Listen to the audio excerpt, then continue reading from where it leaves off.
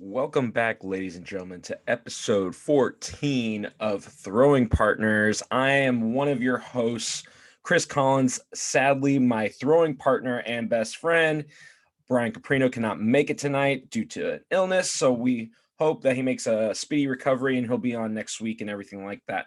But, we still got to deliver. We still got to give you guys the updates. We got to do everything that we can to keep you updated in the sports world. So with that, let's go ahead and kick off with MLB. MLB is back, folks. Today, we're recording on Sunday. So technically, today was the first day of spring training. All the new players on the rosters and everything like that. So many trades have been done. So many signings have been done. And now we get to see those fresh faces in different uniforms.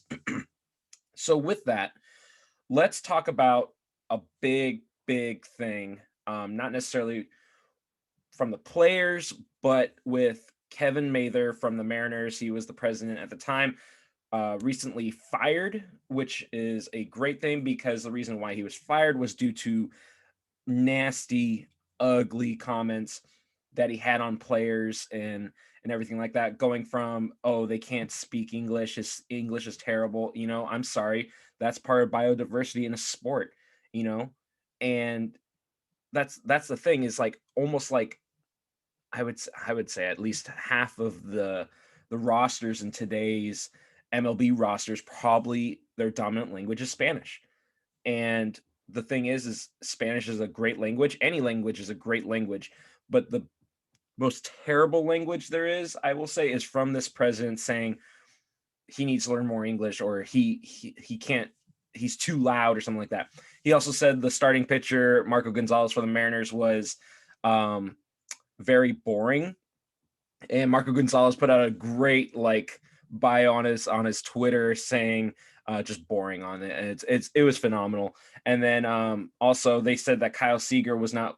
He said that Kyle Seager was not worth his contract that he signed way back then for a 7-year extension, which they actually showed fan graphics, kind of like more of like statistics compared to money kind of thing. He's actually outplayed his contract. He should have been paid more, basically. But with that, that man is fired, no longer in baseball. He will never have a job in baseball. Thank goodness. And it's a sad thing to know that that was going on in the clubhouse, in baseball, or just in the sports world. We don't need ugliness like that in this world and everything like that. So good on the Mariners to get rid of that. After 25 years, you'd think somebody working in the same organization for 25 years, they would not make comments like that, or first off, when you get hired as that high of a professional, that you would act professional. So with that, he is gone. Good riddance. As a Mariners fan, I couldn't be more proud to say goodbye and everything like that. We don't need that there. So but if you guys haven't heard it, look up the articles of what he said. There are like quotes. He said this on a radio broadcast. So he was caught red-handed. I don't know why he would say that stuff to any player. It's just wrong. But going back to baseball, starting up this today, I will say, as a Mariners fan, we did beat the Padres 5-4 in spring training. I know it's spring training. People are just like, they don't count and they don't do anything. To me, as a Mariners fan, I'll take any win I can, because we haven't made playoffs since 2001. So good job today, guys. Big M's fan. So if any of the Mariners are listening, just know we have a big fan right here. For Brian, the Angels won today. So he's, I know he's not feeling too well, but he probably was like, getting out of bed all shaky a little bit. And then next thing you know, he was like, yeah, and then fell asleep. But with that, all the game, or not all the teams played today, but today was the big starter.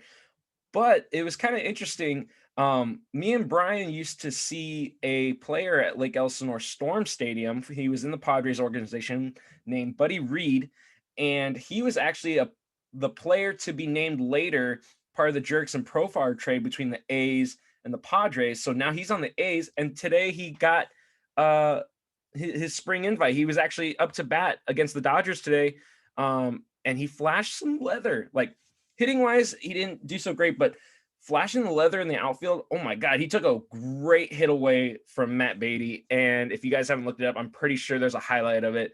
Like he was just full on dive mode. It was crazy, but good for him. It's kind of cool to see, a minor leaguer that you saw play in real life now is at the big show kind of thing. So it's really cool. Just another reason to, open up the doors to fans and in the stands and everything like that. But also another big topic, and Chicago Cubs fans may not like it, but big dog here, Chris, is going to tell you this. Chris Bryant is going to get traded. I know they've talked about extensions and everything like that. I don't know. I think he's had a great run in his career starting in Chicago and everything like that.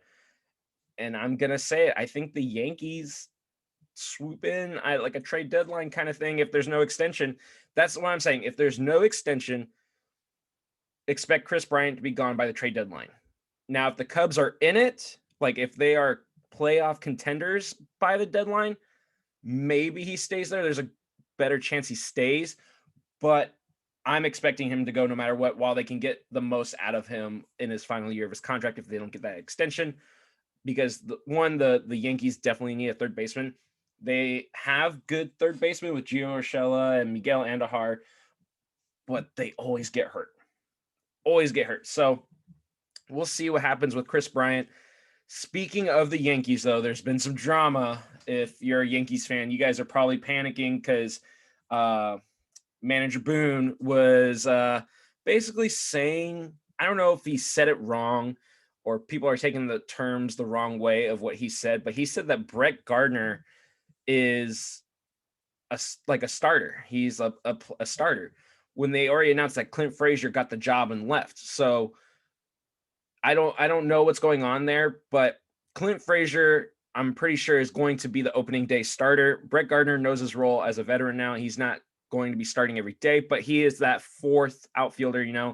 He does have, he's been there his whole career. And I don't know why everybody hates on Brett Gardner. He is a player that gave his heart day in and day out, every day on that field, had above average numbers, and he was reliable. Super reliable. I don't know why Yankees fans are like so tired of Brett Gardner, but I get it to an extent. Like, you've got this young, talented Clint Frazier. Why isn't he playing? And we should be focusing on the future instead of letting an older, Brett Gardner play. But I think Clint Frazier is going to get the job. And with that, I'm going to let you guys know this is going to be a short podcast because I don't have my partner in crime with me. I don't have my throwing partner. I can't throw a ball to myself across the room. So, Brian, if you're listening, hopefully you're laughing. But let's get on to the NBA. So the NBA All-Star Game's coming up and everything like that. So can't wait for that. Wait to see the rosters in the draft, kind of how they do it and everything like that. But they are saying that the dunk contest is going to be at the halftime of the All-Star Game. But Zion Williamson is not going to be there. He's not going to be in the dunk contest. Are you kidding me? This kid is like a phenom at dunks, and you're not going to have him in the dunk contest? Unless somehow, they play that John Cena like music in the background, like all that, and then he's walking out of the tunnel onto the dunk contest. So we'll see with that. Also during this week, I was very impressed by how Milwaukee took care of the Clippers. It was still a close game. It was a 5-point game, but the way that the Bucks were playing, like how they had control of the court and everything like that, and the way that Giannis was setting everything up, and I just felt like that's how the Bucks need to play every day. Like, it was super fundamental. They weren't doing any trick plays. They were hitting their shots. They were hitting a lot of mid-range shots, which was good. But they need to play like that every day if they want to say like they want to win the East, which I don't think they will, but you never know when playoffs come. Speaking of an LA team, the Lakers right now are currently on TV. I was watching them earlier, playing Golden State, and we're destroying them. It was like an onslaught, and like and now Draymond Green is he didn't return after the half because of an ankle sprain. So hopefully he's okay. And for Golden State and everything like that, to lose a big defensive guy like Green, it would be a big blow to Golden State's chances of making the playoffs. They're already at the bottom of the barrel, kind of, so they're kind of hanging in there. But going back, Lakers putting on a show. I mean, LeBron is putting on a show too. Like, I think he finished off with three pointers before the half ended. So, I mean, it was 85-55 last time I checked, and it was the beginning of the third quarter. So, Lakers are maybe finding the rhythm again after that little kind of losing streak there and everything like that. And then hopefully Anthony Davis can come back and do his thing too and just make them better. But speaking of the Western Conference, with the Jazz losing a rare loss, they actually bounced back the next day. Donovan Mitchell, 31 points. Utah ain't stopping. I'm sorry, folks. Like, if you're a Lakers fan, Clippers fan, any type of fan in the West, you got to give the crown already to Utah. The way that they're playing, I don't see them slowing down. They are literally, like, I think the only team besides the Clippers that can take down the Lakers from doing a repeat. I wouldn't be surprised if Utah makes it to the finals, but we'll see what happens when playoffs comes around. But they are just playing phenomenal basketball and everything like that. And then also in kind of breaking news, so Oladipo rejected Houston Rockets 2-year extension. He would have made, I think, roughly around $45 million. And he's having a great year in Houston, and he rejected it. And so that kind of shows, one, that he doesn't want to be in Houston, and two, he is worth the money. He's playing at a high caliber level. He always really kind of has. But now the market's going to be kind of intriguing for people that need him and everything like that. And now let's see if that $45 million, if it wasn't enough, then how much do you think he gets with another team? If Houston has all the cap room now with James Harden gone. Let's see what, Houston can bring in. But Oladipo, definitely going to be a free agent at the end of the season. And it's going to be intriguing to where he signs next and everything like that. But yeah, that's it for basketball. I mean, we're coming up to the All-Star break soon, so please go ahead and watch that. It's always fun to watch the studs play. They always have that, how do you say it? Like, when you see the All-Stars play in any sport, honestly, it's so fun to watch because you're watching the best of that year. And, they always crack jokes. They always have a fun time. And it looks like kids playing. It looks like kids that are adults playing what they love instead of like a job, So it's always fun to watch. Give that a listen whenever it comes up. But now we're going to switch to the NFL. NFL, to me, is super interesting because free agency is coming up soon. Very, very soon. But before we talk about the free agency, congrats to Patrick Mahomes on his newborn, healthy baby. Wife's healthy too.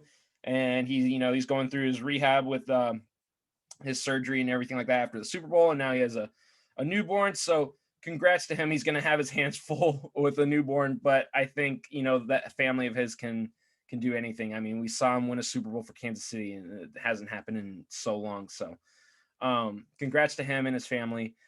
But a big question about a repeat team. So we're talking about the Tampa Bay Bucks. How do I put this? All right, I'm gonna try to rephrase it. Can the Bucks repeat without Chris Godwin? Can they do it? That was Tom Brady's main target throughout the season. And do you think that the Bucks can repeat without Tom Brady's main target? That's a big question. But in my perspective, no. Chris Godwin is a phenomenal wide receiver, and to be the favorite targeted of the GOAT. I know they still have Mike Evans, and I think Gronkowski's gone. I don't know if they re-sign him or not, but Mike Evans can't do it all. So it's just like, Leonard Fournette's probably going to come back on an extension too, so we'll see. But we're talking about Chris Godwin, the main target of the GOAT of this past year. Even in the playoffs, he was great too. Maybe not in the Super Bowl, but in the playoffs, he was great. But the answer is no. If Tampa Bay does not sign Chris Godwin back, I'm sorry, Tampa. You had your one trophy, and then it's going to be gone next year without Chris Godwin. But, you can always re-sign Chris Godwin. I think he loves Tampa Bay, and he's very faithful to his team. So I would say that right now, I'm going to say there's a 50-50 chance of him coming back or leaving. So, it's like, you're playing roulette right now and you're betting on black or red. Choose wisely because your money will be gone if you choose wrong. So, but with that, let's go into, being a Seattle fan. Biggest news so far, of course, has been Russell Wilson and his, how do you say it? He wants more out of Seattle for him. He's tired of getting hit, basically. And I don't blame the man. I mean, this dude is extended plays that shouldn't have been extended plays. But at the same time, Seattle did make better adjustments this year to getting a better offensive line. But I mean, that's still not good enough. And for your franchise player to be complaining about it, I get it to an extent. But like he said, he doesn't want out of Seattle. But if a trade was supposed to happen, I think the teams were Cowboys, Bears, Raiders, and I don't remember the other team. But basically, they said if there was a trade to be made, those are the only 4 teams he would go to. But I don't see him leaving Seattle. I think that they kind of squashed the bug, but the front office needs to get it together if they do want their franchise quarterback to be there still next year and the year after and everything like that. But what do you guys think? Do you think Russ stays or you think Russ goes? And where does he go? I mean, that's a lot of money to a player, but you're getting a Super Bowl winner. You're getting a very, very good contending player. Definitely Hall of Fame first ballot, no question about it. But let us know in the comments, shoot us a DM or anything like that on Instagram. So, but let's also talk about JJ Watt. JJ Watt has become a free agent for the first time in his career. Where do you think he goes? I want to know from the fans. Like, I want you guys to interact with me and Brian. Like, we want to know your opinions because I'll tell you this: JJ Watt, to me, I think he goes to the Bears. I think he goes to Chicago. You got Khalil Mack and him on the ends right there. And I mean, if they can get their offense together, but that defense would be just dangerous. Like, I mean, like you're cooking, you're sizzling, like sauteing some stuff on a fry pan, and you're like, oh, I want to see how hot it is, and like that, burnt, done. That's what they're gonna do to your quarterback, Khalil Mack, JJ Watt, burning quarterbacks off the ends right there. Just burnt ends. That's what we're gonna call it, burnt ends. They're just a barbecue recipe of burnt ends. But let us know where you guys think he goes. And then also, let's talk about Dak Prescott. All the power and everything is in his hands with this contract, if he gets one from Dallas or not. He has all the power. Even Jerry Jones said he has all the power in his hands. Do I think he stays in Dallas? I think he gets a franchise tag again. And that sucks. It's a lot of money for him. Good for him. But that's not how you treat a person that's given his all for a team and you want to just franchise tag him. You don't want to give him that big extension. So he has all the power in his favor right now. Good for Dak Prescott. I feel bad for Deshaun Watson in Houston. I mean, he is stuck. Like, it's like putting, like, I don't know, a bumblebee all up in its honey and you can't move. That's what Deshaun's feeling right now. And I hope he gets out of there soon. I hope a trade can be made, but we'll see. Well, I mean, there's no rebuild. It's all rebuild mode for Houston right now. So, but we're talking about Dak. What do you guys think? Do you think he gets a franchise tag? Do you think he gets an extension, or do you think he gets traded? Let us know. Please, please, please interact with us. We love to hear what you guys think. But with that, like I said, folks, it's a very quick and easy podcast today. You're probably going to listen to this sometime during the week. So what I always say, but I'm going to say it for Brian. He always says, be kind, be healthy, be cool to one another and everything like that. Brother, we hope you feel better soon and that you're on next week's podcast.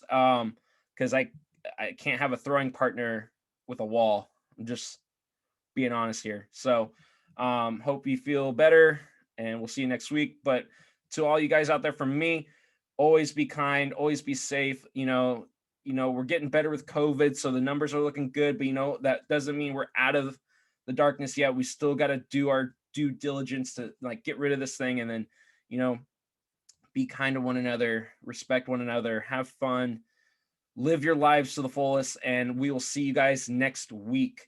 And with that, hopefully Brian will be there too. All right, guys, take it easy.